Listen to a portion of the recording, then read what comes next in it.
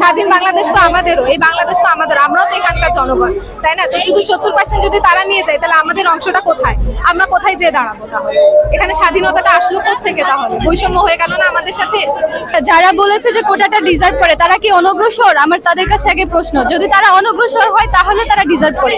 কিন্তু এই যে 30% মুক্তিযোদ্ধা কোটা, এবং সেই মুক্তিযোদ্ধা কোটা মুক্তিযোদ্ধা বা মুক্তিযোদ্ধার সন্তানরা না পাচ্ছে, তাদের পরবর্তী প্রজন্ম, নাতি নাতনি, তারা তো এই কোটাটা ডিজার্ভ করে না কোনোভাবে। ওনার কথার বিরুদ্ধে কিন্তু হয় না, উনি যদি কোনো কিছু পারমিশন না দেয় সেটা অবশ্যই হবে না।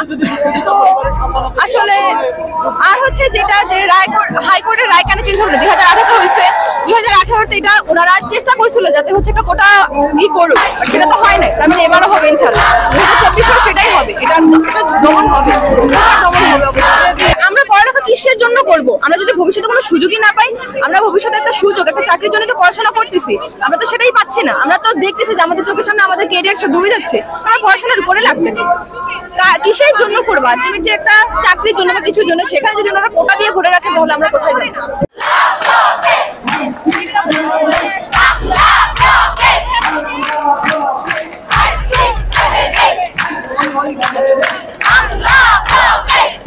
জনের মধ্যে যদি 56 জন একটা